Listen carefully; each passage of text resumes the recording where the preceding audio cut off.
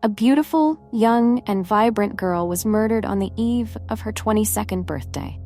Case shocked New Zealand in late 2018. The details of the case, after being revealed, caused public outrage. Case is also a lesson for young people to be aware of the downside of flash love affairs on online dating apps. Let's explore the details of this case with us. Hello, welcome to Unmasked.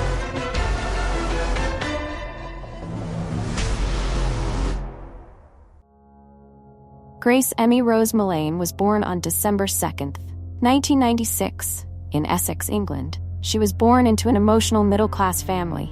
Her parents are Mr. David and Mrs. Julian. Grace is the youngest daughter in the family. She has two brothers, Michael and Declan.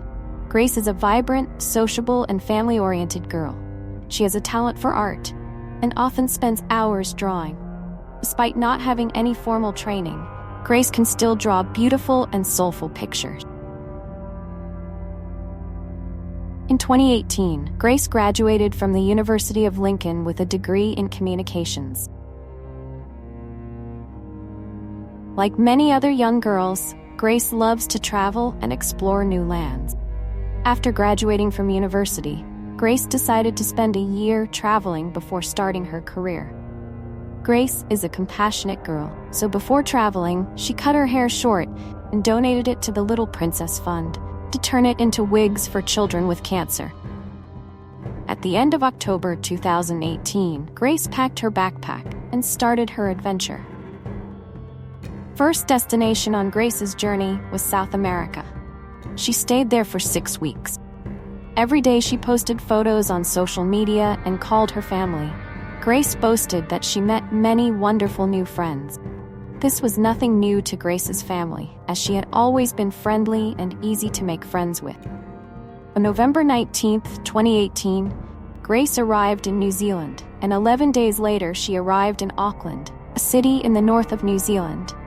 Grace chose a budget backpacker hotel called the Base Backpack. On December 1st, Grace changed her profile picture on Facebook, and a man commented below, "Beautiful. Very radiant." It was a man Grace had just met on Tinder, an online dating site. They had only been talking for a short time, but he seemed very interested in meeting. Grace seemed hesitant, unsure about meeting up, but after talking for a while, seeing that he seemed like a decent person, Grace agreed to meet him. At around 6 p.m. on December 1st, 2018, Grace left the hostel and headed downtown. She wore a knee-length black dress, white shoes, and a small handbag. She went out on a date with a man she had just met online and met him at a crowded place called Sky City. This is a large shopping mall with bars, restaurants, and casinos. During the date, Grace sent a text message to a close friend and bragged that she was going on a date with an ideal man. He was sweet, elegant, and a manager at an oil company. He was here on business and was staying at a nearby hotel. At around 7:20, the two went to a Mexican restaurant. They left the restaurant at around 8:25. The man paid for dinner. Overall, Grace seemed to have a great date. About an hour later, they went to a bar called the Bluestone Room. They drank and seemed to become more intimate with each other. After a while, Grace left to go to the bathroom. Little did she know that as soon as she turned to leave, the man had begun rummaging through her bag. By 9:30 p.m., two left the bar, walking down the street hand in hand. The next morning was Sunday, December 2nd, which was also Grace's 22nd birthday. Family and friends had sent countless congratulatory messages via phone and social media, but Grace did not respond. When people tried to call her, her number was disconnected. This was unusual because Grace usually called her family every day and frequently shared photos of her travels. When Grace did not respond to messages on her birthday, her family had a hunch that something was wrong. However, it is possible that her parents believed that Grace was busy partying with new friends, or that they were simply unaware of the dangers of the world around them.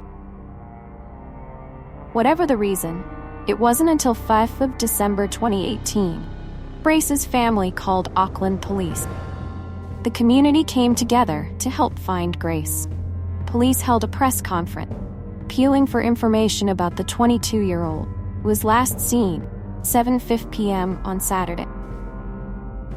On the 7th of December 2018, Grace's father, David, attended the press conference to ask for the community's help in finding his daughter. First place the police checked was the base backpack. All of Grace's belongings were still in the room. It had been 3 days, and even though Grace had stayed overnight at a new friend's house, she still had to return to get her personal belongings. Thanks to a large number of security cameras around the city, the police were able to quickly determine who Grace had met and what she had done that afternoon. The man who had arranged to meet Grace was identified as Jesse Kempson.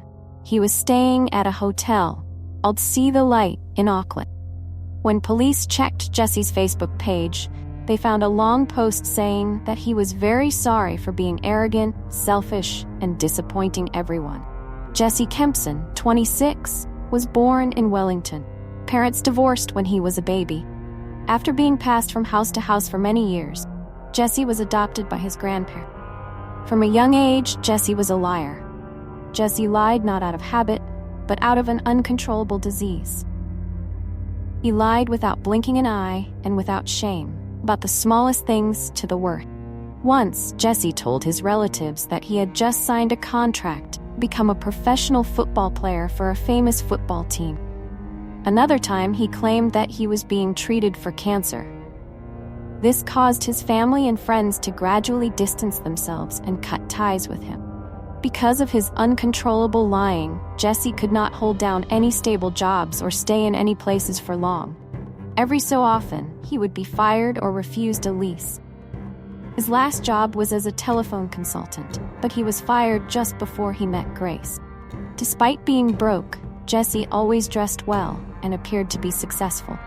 Jesse told Grace that he was a manager for a large oil company, but in reality, he was paying his rent with unemployment benefits and welfare. By this time, the police knew that Jesse was the last person they had seen with Grace and immediately brought him in for questioning. Jesse admitted that he had dated Grace but insisted that nothing unusual had happened that night. They had had a great date, and that was it. After he hugged Grace goodbye, two went their separate ways. He said that the next morning, tried to contact Grace, but she appeared to have blocked his number. However, data from thousands of security cameras in the area told the police a completely different story. As they analyzed the camera data, the pieces of a dark picture began to emerge. Although Jesse said they broke up and went home, hotel cameras showed the two walking hand in hand into the hotel where Jesse was staying. They exited the elevator together on Jesse's floor, but Grace never re-entered the elevator. Using security camera footage, police were able to retrace Jesse's steps the next day. On the morning of December 2nd, 2018, Jesse entered the elevator alone, left the hotel, and went to a store to buy a large suitcase. He then went to another store to buy cleaning supplies. At noon that day, he took a taxi to a car rental company and rented a red Toyota.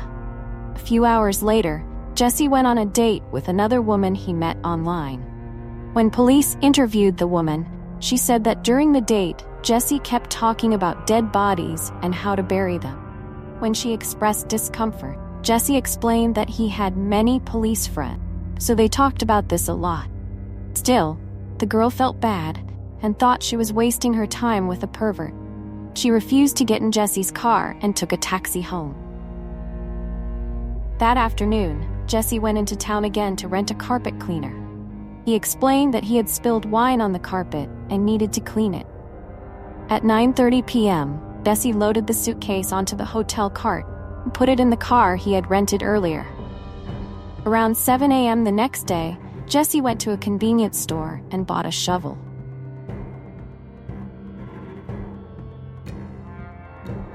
2 hours later, he went to a public car wash and cleaned the car before returning it to the company.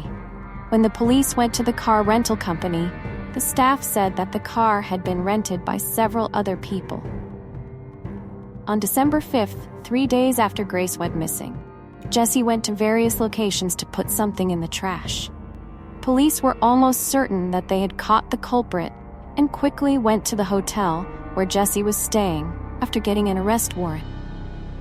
While the police were talking to the receptionist, Jesse was on his way back to the hotel. When he saw the police, Jesse was startled, turned around, and tried to run away. Fortunately, the police discovered Jesse and quickly gave chase. Jesse didn't get far, and the police caught him and took him to the station, questioning. Jesse's story this time was completely different from the last time. Jesse said that they had sex in a violent style, imitating the movie 50 Shades of Grey. He strangled Grace to get excited. After that, he left her there and took a shower. After the shower, he went to bed and didn't care. The next morning, when he woke up, he was shocked to find Grace lying on the floor, dead. Jesse immediately went to buy a suitcase, hid Grace in it, and buried her in a remote mountainous area. Jesse's lies were too unbelievable for a child to believe. He still denied the crime. He insisted that this was just an accident when the two were exploring a violent sex style. The video showed that Jesse was trying to blame everything on the victim. After this interrogation, some of Jesse's ex-lovers spoke up to accuse him of sexual violence. It was clear that Jesse was a despicable liar.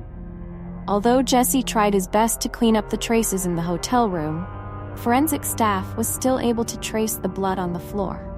Jesse then led the police to the Waitakere Reservoir. At 4 p.m. that same day, they quickly found Grace's body buried in the suitcase. Jesse had asked the New Zealand court not to make his identity public. However, some international news agencies still released his name and image against the court's order.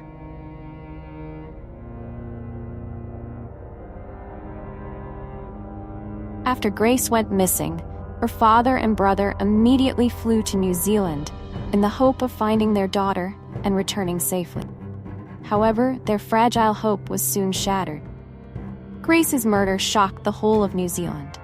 It seemed that everyone felt the pain her family had endured. Thousands of people held vigils for the unfortunate girl and her family. Even the New Zealand Prime Minister publicly apologized to Grace's family on behalf of the country. The autopsy results showed that Grace died of strangulation. Her body was covered with bruises, especially on her arms and chest. She had been strangled for at least 5 minutes before she died. At around 1:30 a.m. Sunday, while Grace was still in her room, Jesse searched online for keywords like raptors and most remote area in the area. He then browsed several porn sites and took nude photos of Grace while she was dead. More than a month after Grace's body was found, she was finally brought home and laid to rest. In November 2018, Jesse walked into court, blank-faced. Defense attorney argued that Grace's death was an unfortunate accident, as Jesse was inexperienced and intoxicated. However, the prosecutor did not buy that argument. On December 22, 2019, Jesse was sentenced to life in prison, without the possibility of parole for at least 17 years. After Jesse was arrested, 2 of his ex-girlfriends also came forward and sued him. The women accused Jesse of taking advantage of them, stealing money, and sexually assaulting them. Jesse was charged with 8 additional crimes and sentenced to 5 years in prison, in addition to the sentence for Grace's murder. When he learned he was convicted, Jesse was furious with the judge. After Grace's death, her family donated money to the White Ribbon Organization, an international campaign to end violence against women. They also launched a campaign to collect bags and other necessities to help women who are trying to escape domestic violence. What do you think of today's case? Leave a comment to let us know. No need to like or subscribe if you find this video uninteresting.